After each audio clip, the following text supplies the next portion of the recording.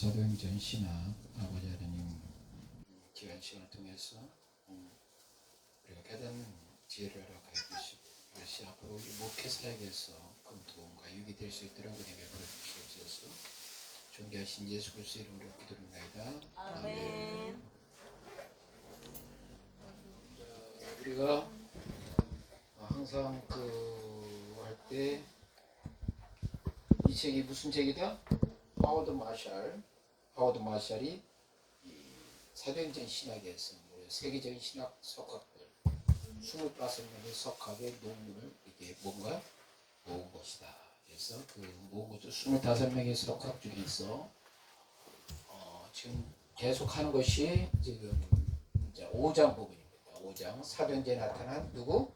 구원자 하나님이죠. 그래서 이것을 저기 했던 논문서는 조엘 B 그린이라는 신학자가 이 부분을 어떤 논문을 작성한 것을 나와 있습니다. 나와 있어서 서론 부분에 대해서 예수님께서 어떻게 구주가 되셨느냐라는 부분에 대해서 중요한 것을 강조하고 있고요. 구원의 메시지 부분에 대해서 이야기했고 하나님께서 보내신 구세주 했을 때 여기서 강조한 것은 뭡니까? 하나님은 구원의 뭐가 되신다? 주체. 그리고 예수님은 뭐다? 구원의 대행자시다라는 부분에 대해서 이런 중요한 것을 우리가 알아야 되고 있고요. 그리고 이제 구원적 사건으로서의 순교하심 부분은 예수님께서 모든 것을 이루시고 하나님 보좌 우편에서 통치자가 되신 부분, 그 부분의 중요한 부분에서 어떤 것에서 구원에 관해서 통치자가 되신 부분에 대해서 얘기하고 있고 구주로서의 예수님과 구주로서의 하나님 부분에 대해서 아까 얘기했듯이 하나님 구원에 뭐가 된다? 주체가 되고 예수님이 대항자가 되신다. 그런데 예수님의 죽음과 사도행전 그 구원관에 대해서 우리가 살펴봤습니다. 특히 우리가 누가 그가 강조하는 것은 이 누가의 구원관에서 상당히 중요한 부분이 있어요. 누가의 구원관 부분에 대해서 상당히 중요한 부분이 있는데 그것은 기독론적이고 그 다음에 하나님 중심적이다라는 부분에 대해서 우리가 중요한 부분을 알아야 돼요. 기독론적이고 하나님 중심적이다는 것을 알아야 됩니다. 거기서 그리스도의 십자가 부분에 대해서 이제 우리가 좀 살펴볼 필요가 있습니다. 그리스도의 십자가가 바로 구원론적에서 아주 중요한 의미를 갖고 있다. 구원론적에서 중요한 의미를 갖고 있다는 부분입니다. 그것이 사도행전 이 누가복음 22장 19절에서 20절과 그 다음에 사도행전 20장 28절 누가 한번 읽어보시죠.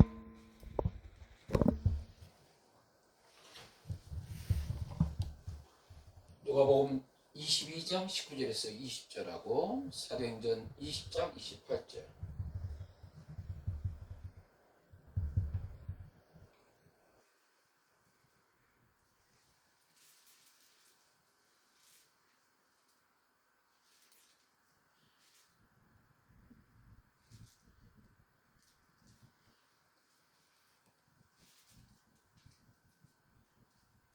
누가복음 22장 19절에서 20절 누가 한번 또 떡을 가져 차례 하시고 띄어 저희에게 주시며 가라사대 이것은 너희를 위하여 주는 내 몸이라 너희가 이를 행하여 나를 기념하라 하시고 저녁 먹은 후에 잔도 이와 같이 하여 가라사대 이 잔은 내 피로 세우는 새 언약이니 곧 너희를 위하여 붓는 것이라. 그래서 이것은 이제 성례전적 의미 부분에 대해서 중요한 것을 강조하고 있고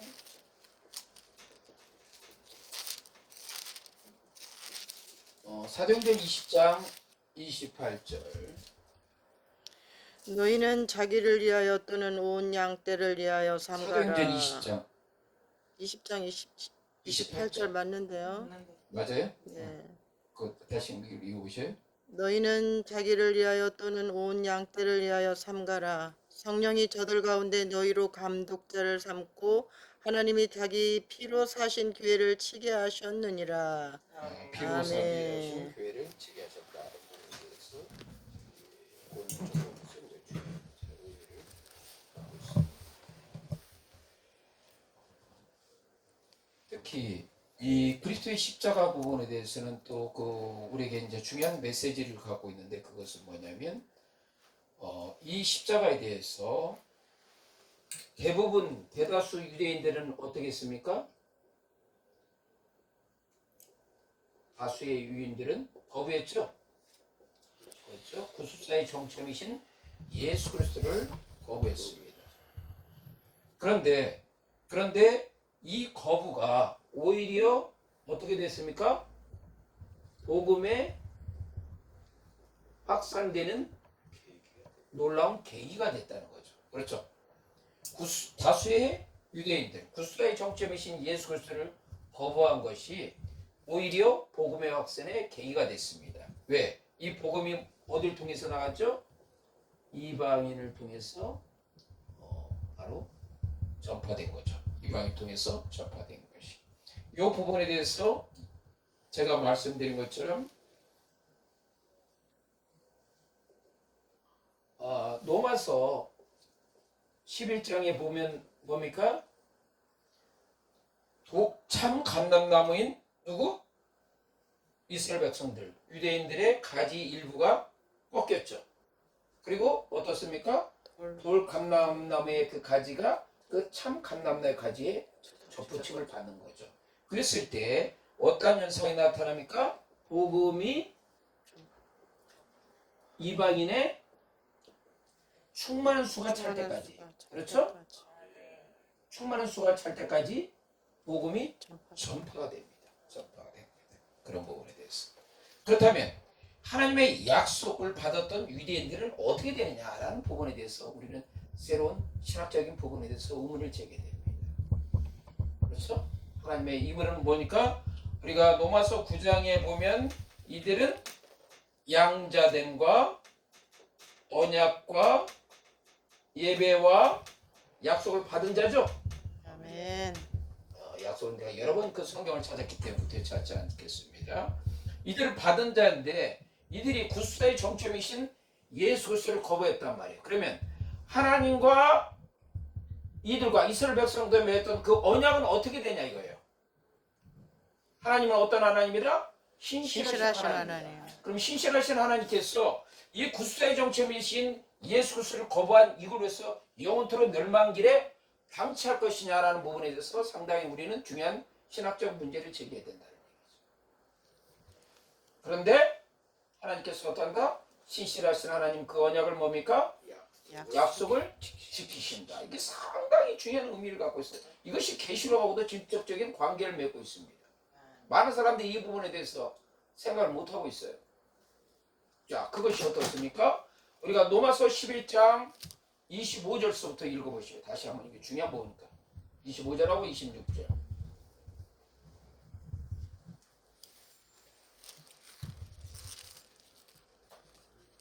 형제들아 너희가 스스로 지혜의 땀을 면치 위하여 이 비밀을 너희가 모르게로 내가 원치 아니하노니 이 비밀은 이방인을 충만한 수가 들어오기까지 이스라엘을 드러나 완악하게 된 것이라. 아멘. 25절 26절까지 읽었습니까? 아니요. 그리하여 온 이스라엘의 구원을 얻으리라. 거기서부터 뭐 됩니까? 이방인의 충만한 수가 찼어요. 그렇죠? 네. 그렇죠? 네. 구속사의 정점이신 예수 그리스도를 다수의 유대인들이 거부했을 때 그 복음이 어디로? 이방인한테 가죠. 그리고 이방인은 어디까지? 충만한 수가 차기까지 그 복음이 전파됩니다. 그 이후에 뭡니까? 유대인의 온 이스라엘이죠. 거기서 중요한 부분이에요. 온 이스라엘. 구원을 얻으리라. 자, 25절에 뭐가 됩니까? 온 이스라엘의 구원을 받는다. 근데 단순히 거기서 구원받는다 거기에서 국한되니까 그 다음을 읽어보셔야 돼요. 기록된 바 구원자가 시온에서 오사 야곱에게서 경건치 않은 것을 돌이키시겠고 경건치 않는 것을 돌이키겠고 그 다음에 내가 저희 죄를 없이 할 때에 저희에게 이루어질 때 언약이 이것이라. 자, 저희의 뭐를 없이 한다? 죄를 없이 한다는 부분이에요. 거룩한 그렇죠? 삶으로. 죄를 없이 한다는 부분. 그것이 하나님께서 이스라엘 맺은 그 언약이라는 얘기. 커비넌트 언약. 이 부분. 이것이 바로 예수 그리스도의 십자가와 예수 그리스도의 죽음의 기독론적의 중요한 메시지를 갖고 있는 거죠. 그것이 무엇을 통해서 예수 그리스도의 죽음은 뭐 됩니까? 그리스도의 부활이죠. 아멘. 그래서 여러분들이 그 사도행전 신학에 있어서 베드로의 설교와 스데반 설교와 사도 바울의 설교에서 항상 강조되는 것은 뭐예요? 그리스도의 죽음과 부활하심과 그 다음에 뭐예요? 순교하심이에요. 순기. 이것이 바로 스데반 설교의 7장 부분에 나와 있죠. 그렇죠? 스데반이 순교 직전에 하늘이 열리고 예수님께서 하늘 보좌 어디 계셔서 우편에 앉으신 것을 보여서 예수께서 하늘 보좌 우편에 계신 것을 갖고 있습니다. 하나님 보좌에 어디에? 우편에. 우편에 앉는 것은 예수님께서 구주로서 통치자로서 그 역할을 하고 계신다는 부분이에요. 그렇죠? 아멘. 그래서 우편에 앉았다는 것은 예수님의 뭐인가? 순교하심을 전제된 거예요. 그래서 예수님의 순교하심은 반드시 뭐가 전제됩니까? 예수 그리스도의 고난이 전제가 돼야 된다는 것이 우리 누가 사도행전에 누가 신학에서 우리가 항상 접근해야 될 부분들이에요. 예수님의 순교하심은 반드시 예수님의 고난이 전제가 된다. 아멘? 아멘. 이 부분을 우리가 전체적으로 이 누가 신학에서 사도행전 신학에서 이 부분들을 살펴봐야 됩니다. 그리고 여기서 또 중요한 메시지가 있습니다. 그것은 뭡니까? 고난의 관점에서 우리가 다시 한번 이 중요한 부분을 살펴봅시다. 고난의 관점에서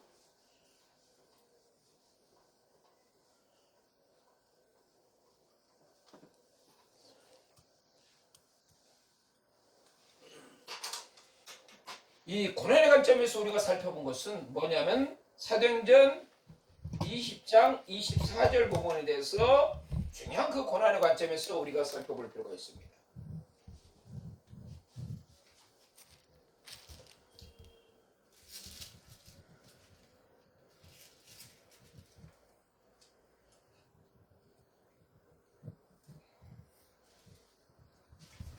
나의 달려갈 길과 주 예수께 받은 사명 곧 하나님의 은혜의 복음을 증거하는 일을 마치려 하면은 나의 생명을 전부 귀한 것으로 여기지 아니하노라. 여기서 자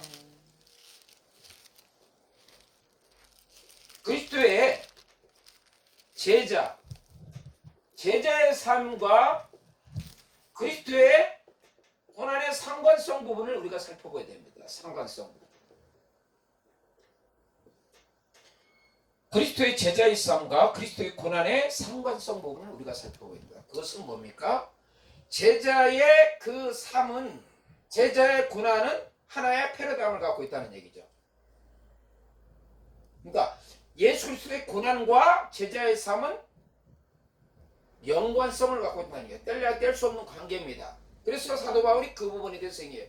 나의 달려갈 것과 그리스도에 받은 사명, 하나님의 은혜. 하나의 그것을 전하여는 나의 생명도 조금도 된다. 그러니까 않는. 심지어 그러니까 그리스도의 고난은 뭐죠? 십자가죠.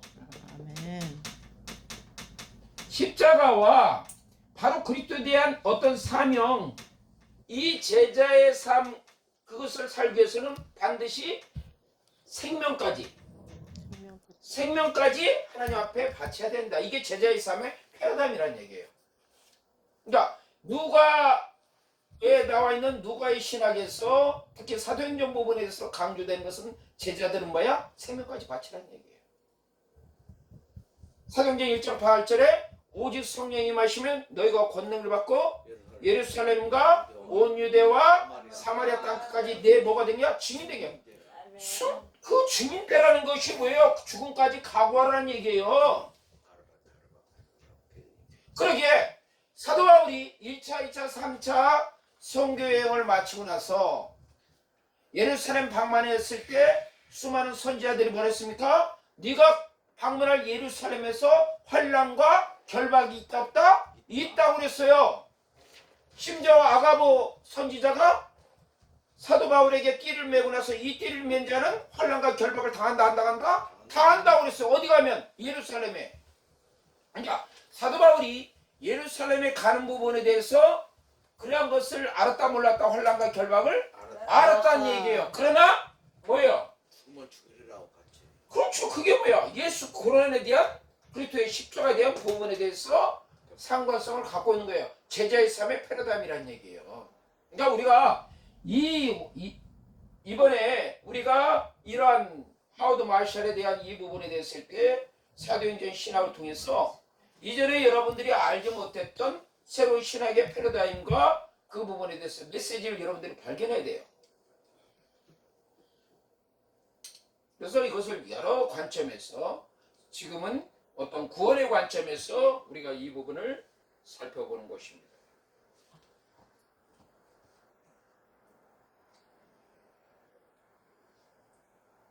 그러기에 예수 그리스도의 고난은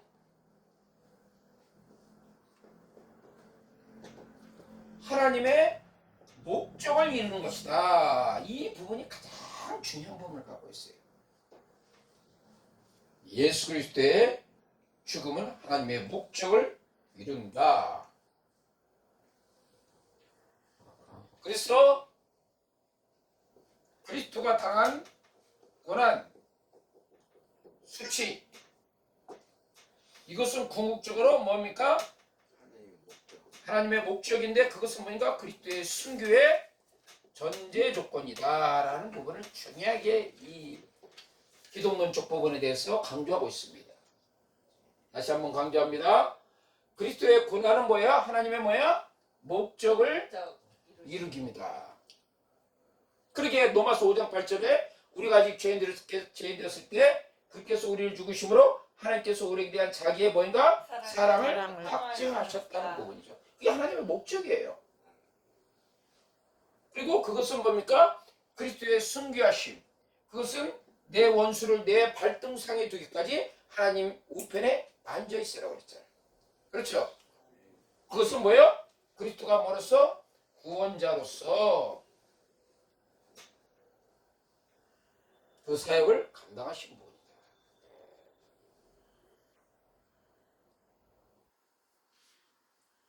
그것뿐만 아니라 아까도 있듯이 고난은 그리스도의 제자의 모임과 패러다임이다 라고 얘기했죠. 그럼 뭐예요? 그리스도를 따르는 자는 중요한 거죠. 그리스도를 따르는 자, 그리스도를 따르는 자는 뭐예요? 고난에 참여한다. 이 부분이요. 그래서 사도 바울이 중요한 고백을 하죠. 내가 그리스도의 남은 고난을 내 육체에 채운다라는 부분이에요. 이게 중요한 메시지가 있어요. 그리스도의 남은 고난을 내 육체에 채운다. 아니 예수님께서 사탄으로서 다 이루셨다고 하는데 남은 고난이 어디 있냐라고 생각하지만은 예수님은 자기의 교회 공동체, 이 구원의 공동체의 지체로서 당하는 고난을 그리스도의 고난으로 간주하고 계신다는 얘기예요. 이게 중요한 관점이에요. 그리스도의 남은 고난을 뭐야?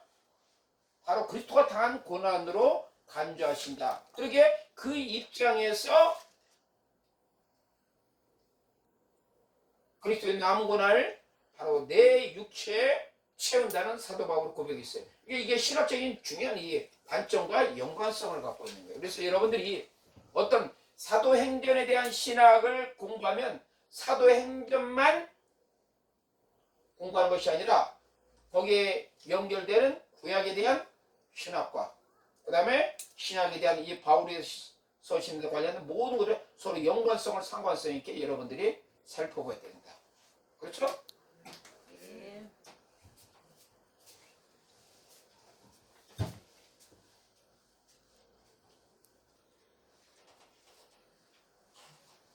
자, 그 다음에 이제 이어서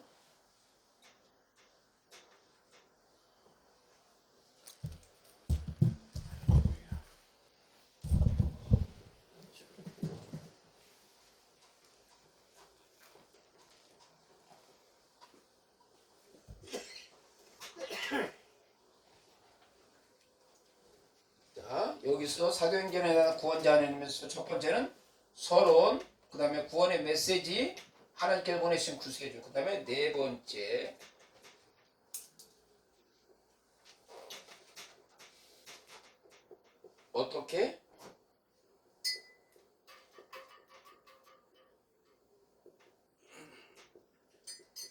어떻게 구원을 얻는가?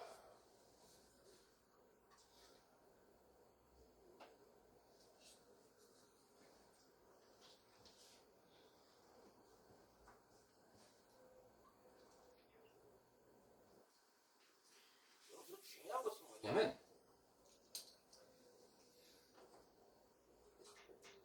하나님께서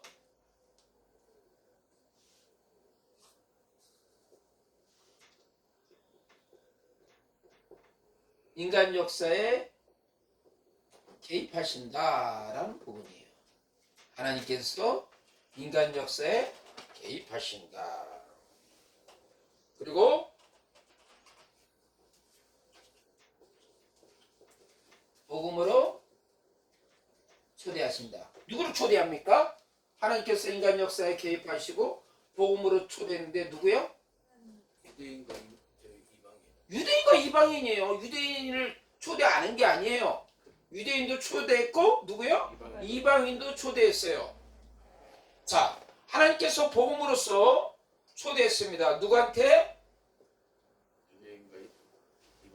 유대인과 이방인에게 초대했습니다. 이방인에게 초대했어요. 그렇게 초대했을 때 바로 여기서 사도행전 2장에 베드로 설교 이 부분에 이제 중요한 그 초대 부분이 나타나요. 그래서 여러분들이 그 사도행전 부분에 대해서 심층적으로도 여러 개 분석하고 이해하려면 베드로 설교, 그 다음에 누구 설교? 스데반 설교, 그 다음에 누구 설교? 바울 설교. 이 세 사람의 설교를 여러분들이 항상 분석을 해야 돼요. 베드로 설교, 스데반 설교, 바울 설교. 이 세 사람의 설교를 여러분들이 분석을 해야 됩니다. 자, 베드로 설교했을 때 반응이 유대인한테 오순절날 베드로가 설교했을 때 어때요? 반응이 두 가지로 나눕니다. 그렇죠? 일단 복음에 대해서 긍정적인 반응은 뭐예요? 마음에 뭐예요? 마음에 찔린 거야. 찔린 거.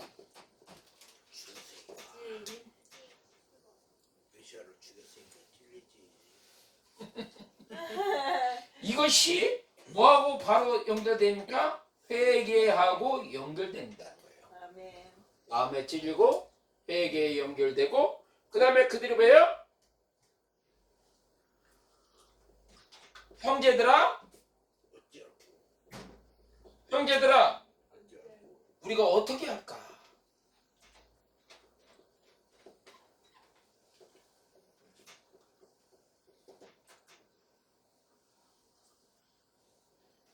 이 부분이죠. 형제들아 우리가 어떻게 할까? 이 반응인 거예요. 회개하고 세례 받으라는 부분이 나와 있죠. 그렇죠? 이 부분에서 여기서 유대인에 대해서 어떻습니까? 긍정 반응인데. 그랬을 때 이 베드로 설교를 통해서 몇 명? 3,000명이 다 변화받은 거예요. 3,000명.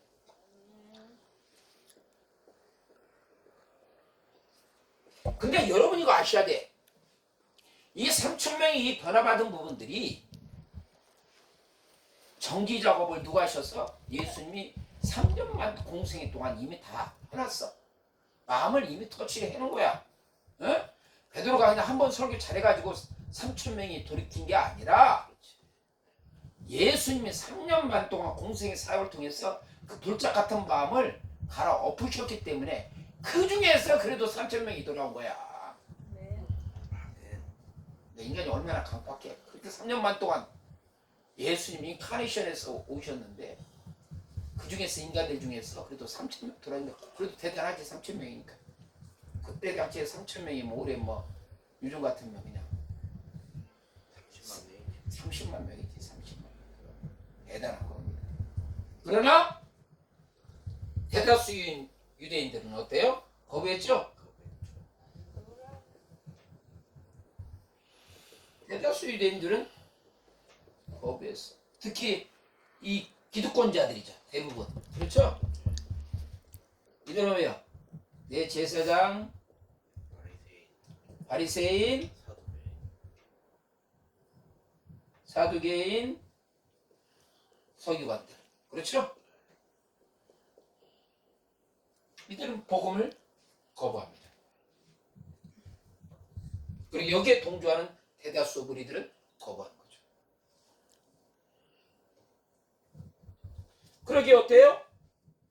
설교 도중에 잡아가두죠. 그렇죠? 잡아가둬서 어떻게 겁박합니까? 다시는 예수 얘기하지 말라고 그러죠. 그렇죠? 근데 어때요? 베드로가 엉덩이 열려버리지. 아니 그건 그 다음 얘기고 너희 말을 듣는 걸까? 하나님 말을 듣는 것이 옳으냐. 너희 말 그래서 다시 복음을 전하는 거예요. 그러고 나서 보면 또 다시 어떤 일이 보니까 그때 야고보가 한참 시간 지나고 나서 용묘 죽임을 당하죠. 누구한테? 헤롯한테. 그 헤롯은 어떤 헤롯? 은총권사? 안티파스? 에이, 안티바스. 안티바스는 예수님의 공신자. 이거 다시. 자, 예수님께서 탄생했을 때 주전 4세 그 4년에 그때는 누구 헤롯 누구? 헤롯 대왕. 그다음에 예수님이 갈릴리 주주 사역했을 때 분봉왕 헤롯 누구? 안티바스. 기억을. 그리고 여기에 예수님의 제자인 야고보를 죽였던 헤롯은 누구야? 아그리파 1세. 아그리파 1세. 아, 저거. 아그리파 1세. 안 돌아가자. 그 다음에 사도행전 26장 그 전후했을 때 사도 바울이 감옥에 갇혔을 때 그때 바로 복음을 전했던 헤롯은 누구야? 똑같이 아그리파 2세. 아그리파 2세야. 그래서 여러분들이 이제 자꾸 참고로 또 얘기한다면 이거예요. 이 헤롯은 누구야? 유대 족속이 아니라 에돔 족속이잖아요. 에돔 족속 그 헤롯이 뭐가 강했냐면 이걸 잘 썼어. 그 다음에 그 당시에 그 로마에 가서 원론과 이쪽에서 상당히 많이 그걸 노비를 했어요. 그래서 유대를 통치할 수 있는 통치자가 된 거야. 그래서 그게 뭐냐면 헤롯 대왕이야. 그러니까 헤롯 대왕은 유대 전역을 통치했어. 그러니까 대단하죠. 그러고 나서 이제 헤롯 대왕이 죽고 나서는 아무래도 그 원로원과 기타 이런 결속력이 약해지니까 전역을 해서 헤롯의 대왕의 아들들, 물론 헤롯 대왕의 아들도 많이 죽였어. 장자도 죽이고 하다가 의식병이 많아가지고 많이 죽였는데 자식이 많으니까 그 중에서 서너 명이 뭐가 됐냐면 분봉왕이라고 그래요. 분봉아?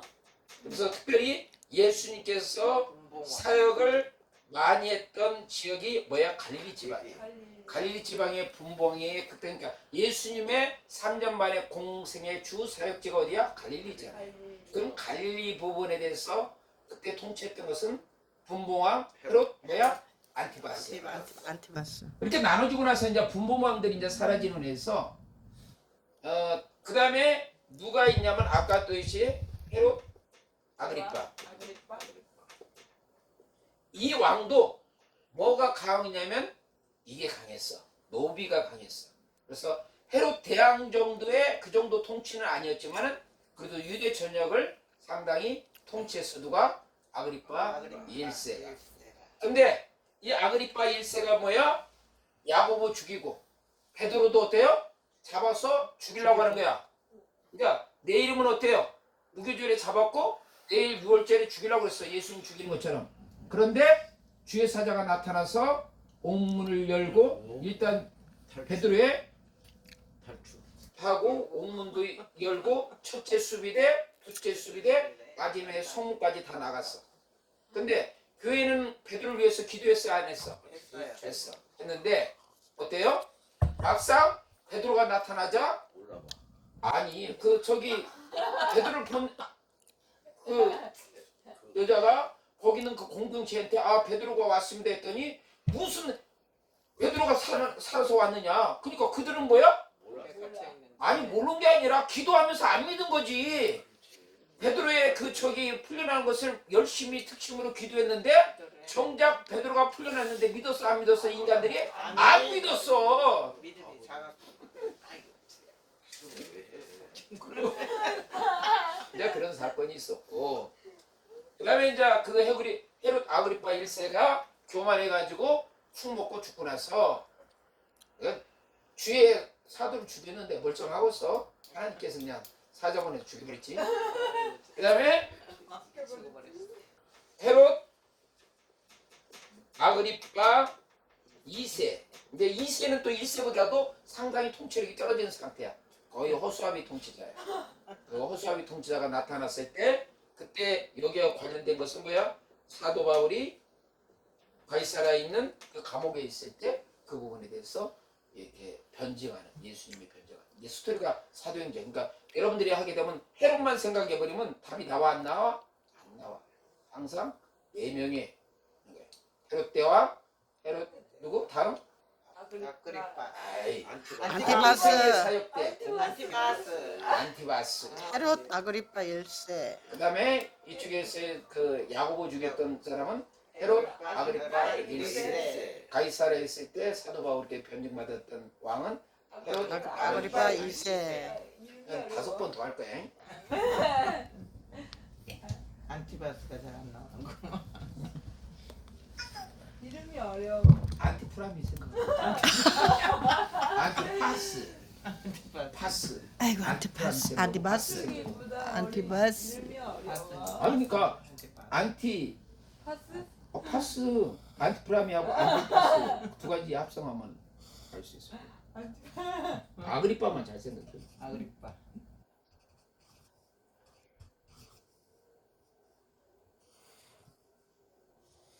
사도행전 2장 17절 누가 읽어보시오. 사도행전 2장 17절.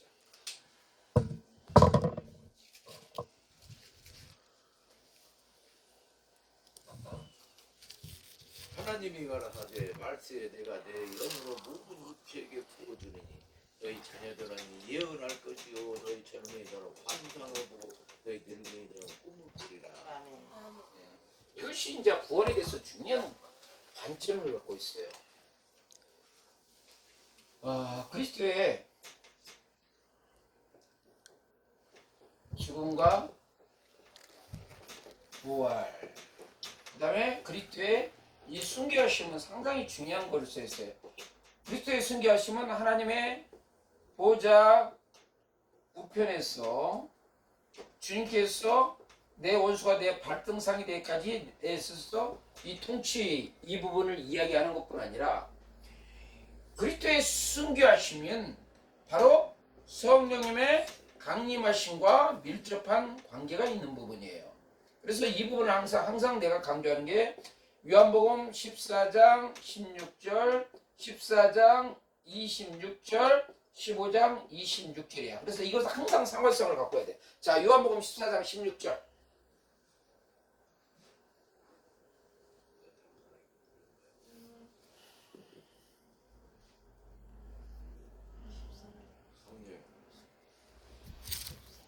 사장 16절. 내가 아버지께 구하겠으니 그가 또 다른 보혜사를 너희에게 주사 영원토록 너희와 함께 있게 하리니. 자, 그리스도에서 누구한테 구해? 아버지께 구하겠사오니 그가 뭐요? 다른 또 보혜사. 다른 보혜사. 보혜사. 파라클. 보혜사를 보내서 어떻게 한다? 영원토록 너희와 함께 있지. 영원히 할렐루야. 함께 있게 하신다. 자, 그렇게 해서 누구한테 구하는 거야? 하나님께 구한다고 그랬죠. 아버지께. 그러면 요한복음 14장 16절에서 보혜사를 보내신 분은 누구야? 하나님이시야. 아멘. 그렇죠? 요한복음 14장 16절에서 보혜사를 보낸 사람은 누구야? 하나님이시야. 자, 그 다음에 요한복음 14장 26절. 후에서 곧 아버지께서 내 이름으로 보내실 성령 그가 너희에게 모든 것을 가르치시고 내가 너희에게 말하는 모든 것을 생각나게 하시리라. 자, 보혜사 누가 보내신 거야? 하나님께서. 하나님께서 누구의 이름으로? 그리스도의 이름으로. 예수 그리스도의 이름으로 보내실 성령 성령. 그게 너를 너를 모든 것을 가르치시고 가르치고 말하게 하시고 말하게 하시고 생각나게 하시고 생각나게 하시는 거야. 자, 그러면 요한복음 14장 26절에서도 보혜사 곧 누가 보내시는 거야? 하나님이 보내신다고 했죠. 누구의 이름으로? 예수 예수님의 그리스도의 이름으로 보내시는 성령이야. 그런데 요한복음 15장 26절을 찾아봐.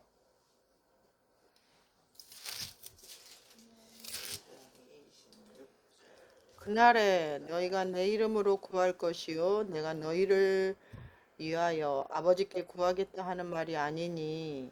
요한복음 15장 26절. 내가 아버지께로서 너희에게 보낼 15장? 자, 여기서는 뭐야? 내가 예수님이 보내신 15장 내가 보혜사를 누구를? 보혜사를 후에서 곧 아버지께로서 아버지께 진리의 성령 여기서 15장 20절에서 보혜사를 누가 보내는 거야? 예수님 예수님이 보내신 거야. 그럼 보혜사를 하나님이 보내신 거야? 예수님이 보내신 거야. 예수님 예수님이요. 하나님 예수님께 간구해서 하나님 보내신 거죠. 그래서 이 부분이 애매모. 이 초대 공교회 때 이 부분에서 신학적으로 챙겨요. 보혜사를 누가 보냈는가? 예수님 보내셨는가? 하나님 보내셨는가? 각자 신학자 이 성경구를 가지고 많이 쟁점이 됐어. 그래서 결론적으로 뭐냐? 예수님께서 그리스도. 하나님의 그 이름으로 보내신 것. 그러니까 하나님께서 예수님의 이름으로 보내신 보혜사. 하나님께서 예수님의 이름으로 보내신 보혜사로 그렇게 해서 신학적으로 정립된 거예요. 응? 그렇죠? 하나님께서 예수님의 이름으로 보내시는 보혜사로 그렇게 해서 정립된 거예요. 자, 중요한 것은 여기서 강조되는 것은 뭐야? 예수님의 순교하심과 성령님의 강림하심은 상관성을 갖고 있다. 그것이 요엘서 2장 28절서부터 31절까지 읽어봐요. 요엘서 2장 28절에서 31절.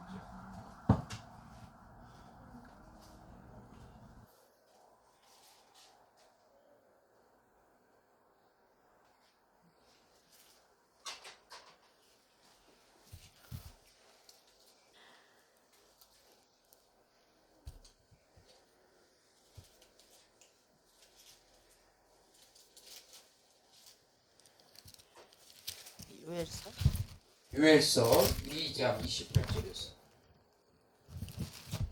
그때 내가 또 내 신으로 남정과 여정에게 부어줄 것이며 28절은 이후에 내가 내 신을 만민에게 부어지리니 너희 자녀들이 장래 일을 말할 것이며 너희 늙은이는 꿈을 꾸며 너희 젊은이는 이상을 볼 것이며 그때 내가 또 내 신으로 남정과 여정에 부어줄 것이며 내가 이적을 하늘과 땅에 베풀리니까 피가 불과 연기 기둥이라 여호와의 크고 두려운 날이 이르기 전에 해가 어두워지고 달이 핏빛같이 가나려니와 31절까지. 자, 여기서 보면 너희 자녀들은 뭐일까?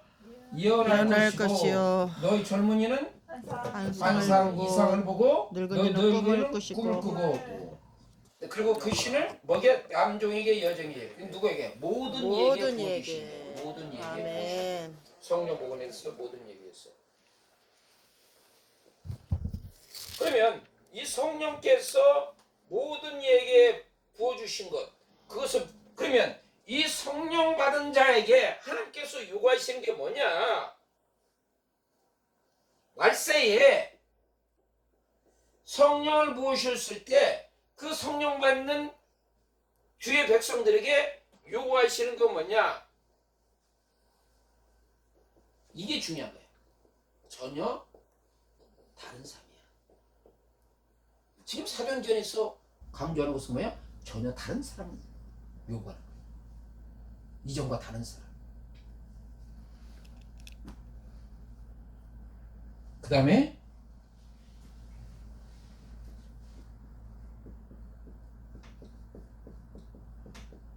다른 세계관이야. 다른 세계관. 다른 삶과 다른 세계관.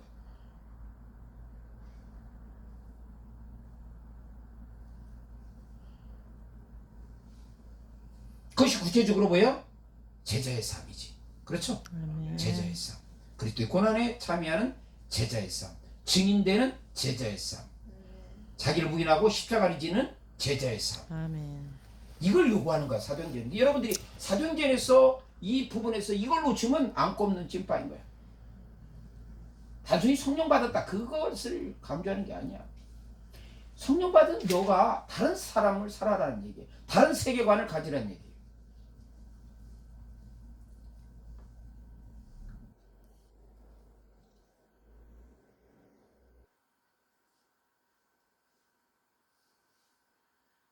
바울의 아덴 설교 부분에 대해서도 그것을 중요하게 다른 세계관, 다른 가치관을 가지라는 게 이야기했어요. 사도행전 17장 32절에서 33절.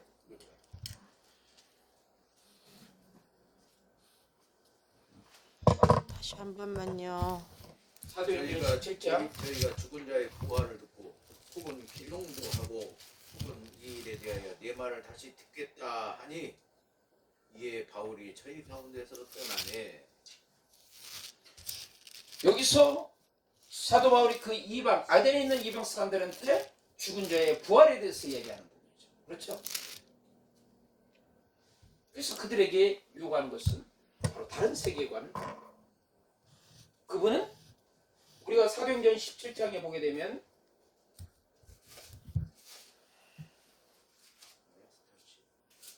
그래서 여러분들은 앞으로 내가 저기 세 명의 베드로, 스데반, 사도 바울의 사도 바울. 설교를 다시 이제 조금 있다가 이제 좀 시간 경과되면 할 거예요.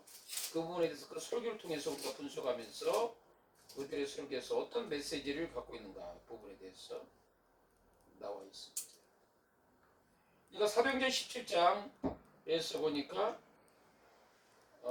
22절부터 이제 이렇게 이야기합니다. 그러니까 바울이 아레오바가 가운데서 서서 말하되 아덴 사람들아 너희를 보니 범사에 뭐가 많더라? 종교성이 많더라. 내가 두루다니며 너희를 위하는 것들을 보다가 알지 못하는 신에게 새긴 단도 보았으니 그런즉 너희가 알지 못하는 것을 위한 것을 내가 너희에게 알게 하리라 하면서 여기서 이제 중요한 하나님에 대해서 얘기하고 있죠. 24절에 우주와 그 가운데 있는 만유를 지으신 신께서 천지에 뭐가 된다? 주제가 되신다. 그리고 손으로 지은 전에 계시지 않는다. 그 다음에 25절이니까 또 무엇이 부족한 것처럼 사람의 손으로 성경을 받으시는 것이 아니요 이는 만물에게 생명과 호흡과 만물을 친히 주시는 자심이라. 이후에 모든 족속을 한 혈통으로 만드사 온 땅에 거하게 하시고 저희의 뭐를 정하신다? 연대를 정하시며 거주의 경계를 하셨으니. 27절 이는 사람으로 하나님을 목더듬어 찾아 발견케 하려 하심이로되 그는 우리 각 사람에게서 멀리 떠나 계시지 아니하도다. 우리가 그를 힘입어 살며 기동하며 있느니라. 너희 시인 중에서 어떤 사람들이 말과 같이 우리가 그의 소생이라.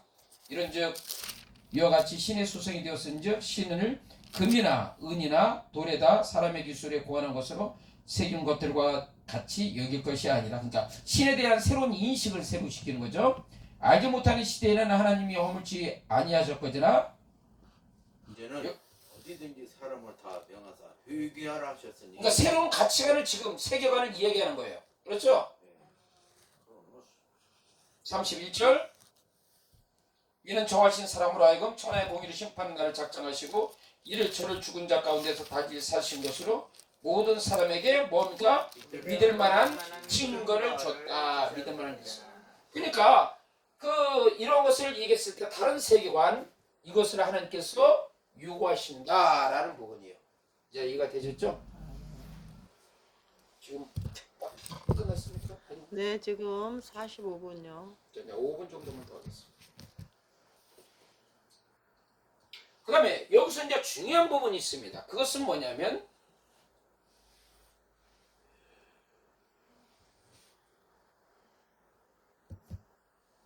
하나님의 구속 목적 부분에 대해서 우리가 살펴봐야 됩니다. 하나님의 구속 목적. 하나님의 구속 목적이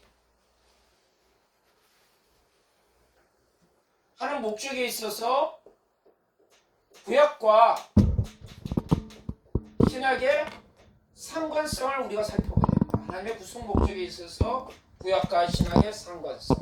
그 상관성에서 핵심은 뭡니까? 연속성입니까? 아니면 불연속성입니까? 연속성입니다. 연속성을 있다는 거예요. 이게 상당히 중요한 관점이에요. 그렇죠?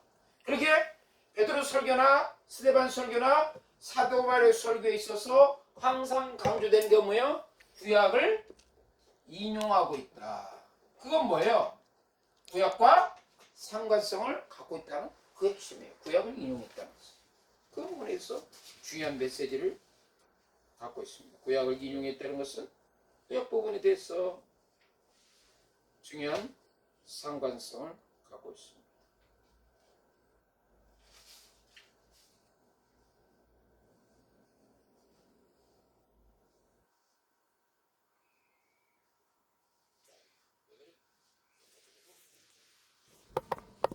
오늘 아무것도 여러분들이 상당히 많이 있으니까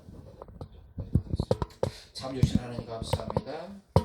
오늘 이렇게 배웠던 모든 것들을 우리가 배우고 익힘을 통해서 또 신학적 깊이가 있는 아버지 하나님이시여 복된 훈련생이 될 수 있도록 은혜 베풀어 주시옵소서. 예수 그리스도의 이름으로 기도합나이다. 아멘. 예. 아멘.